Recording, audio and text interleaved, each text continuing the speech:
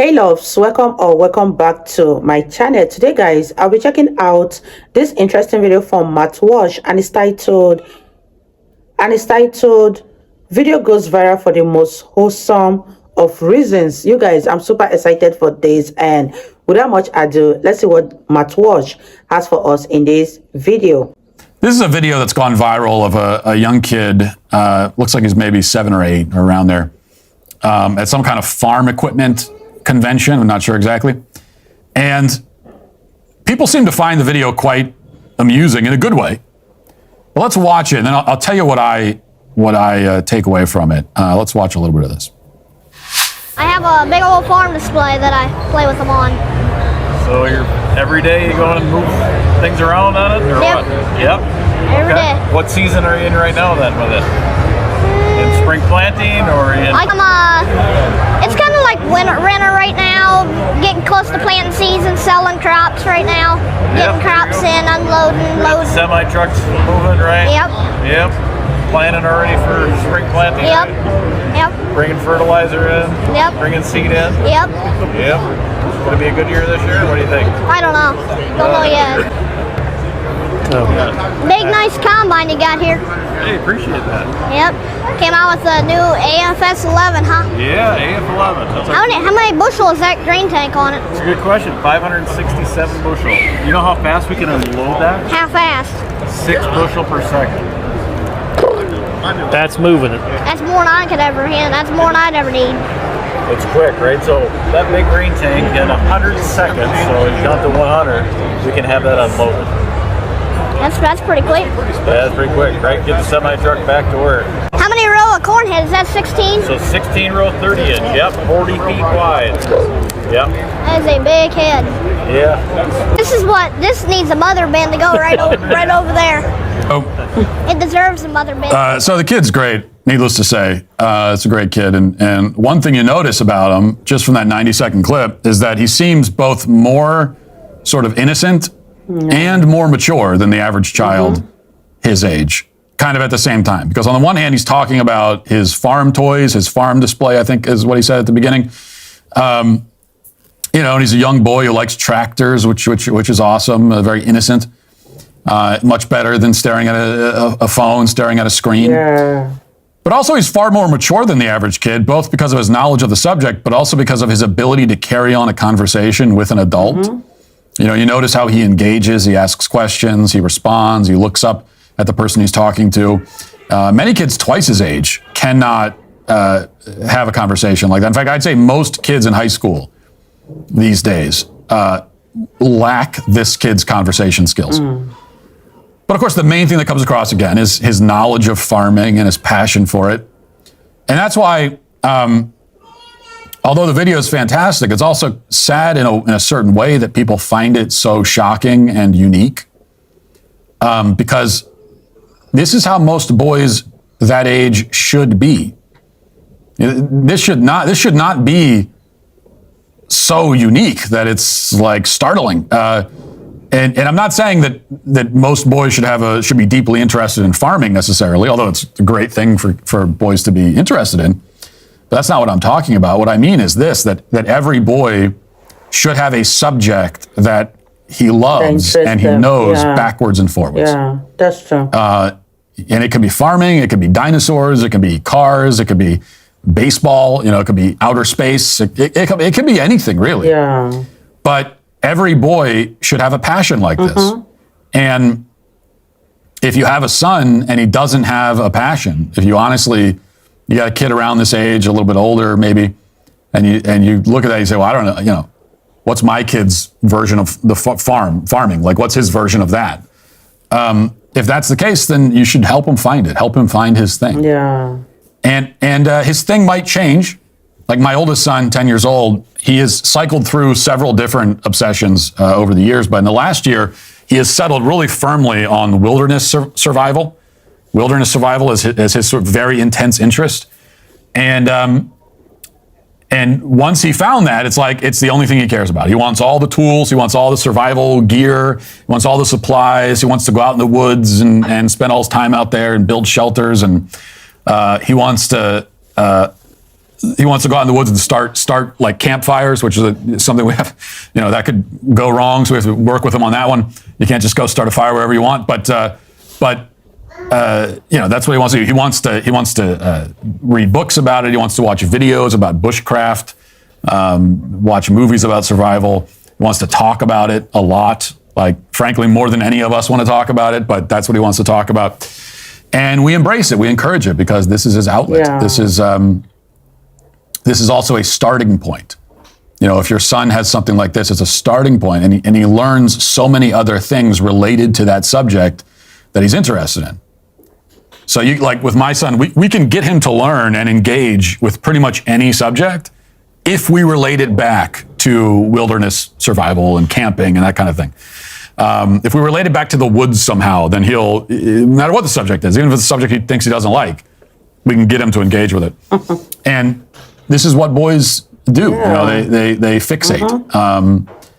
And there's a certain intensity that comes with being a boy and being a man. It's a masculine, it's a male trait to intensely fixate on certain things. Yeah.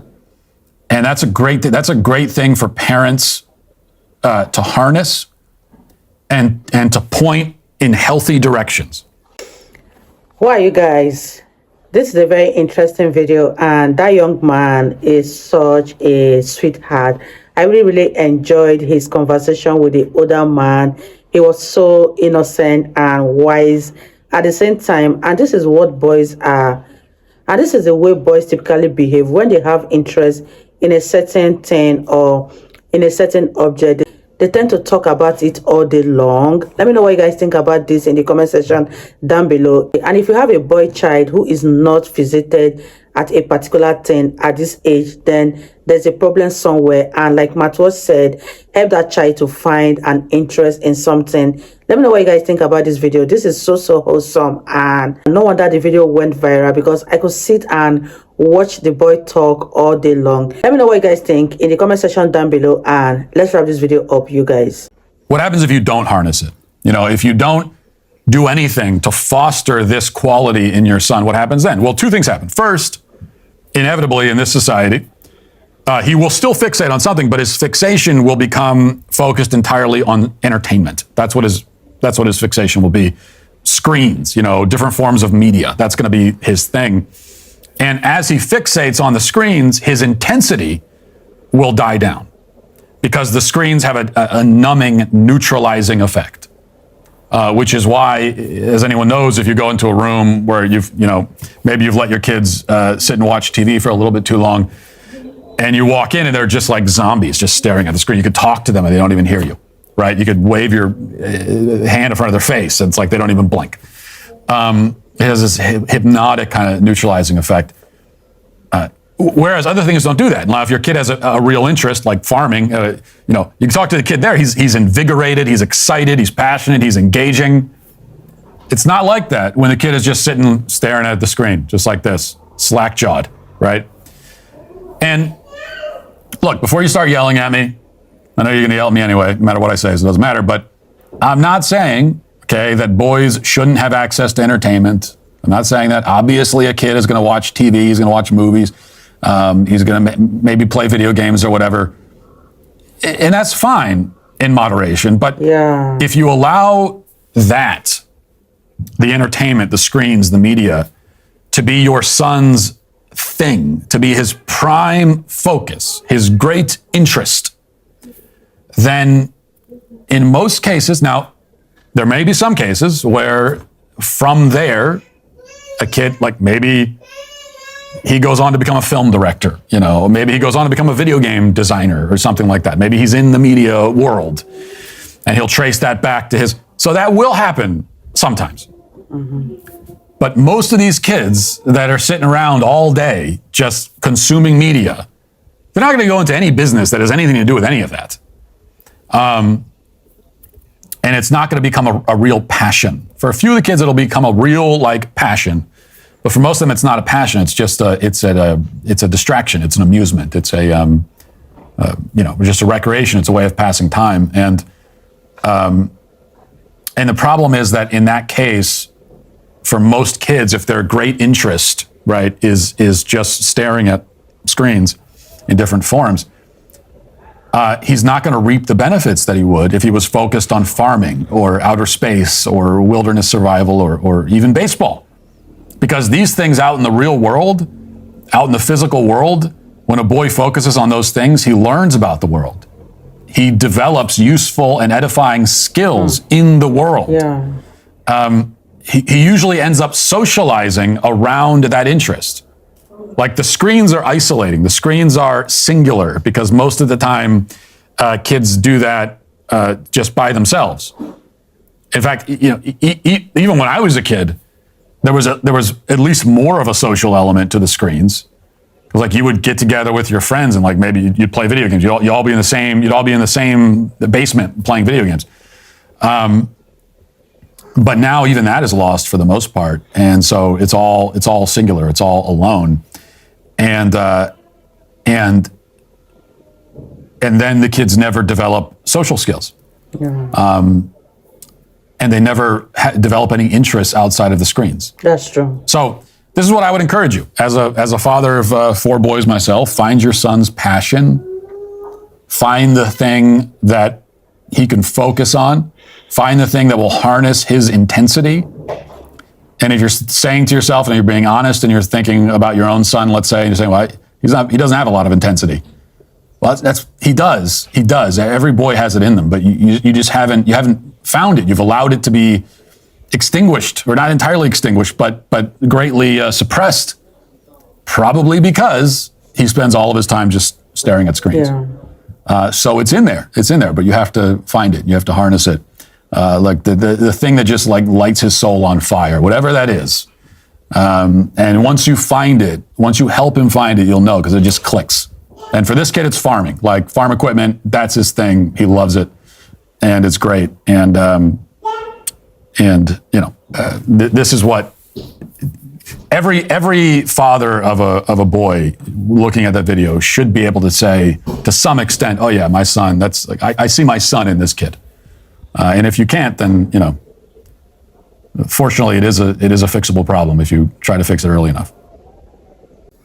Wow, you guys, that was such an interesting one from Walsh. I really enjoyed every minute of this video, and I can totally understand what Walsh said. If your son does not have such an interest, help him to find it, because every boy child has that spark in them, and once they find something that interests them, you see their whole world light up, and all they do is talk about it all day long. And I really had fun reacting to Walsh. This was such an interesting video. It was wholesome, it was inciting, and I really had fun with this particular one. If you guys enjoyed watching, give this video a massive thumbs up, comment, share, and all that good stuff. And I'll see you all in my next video. Bye, guys.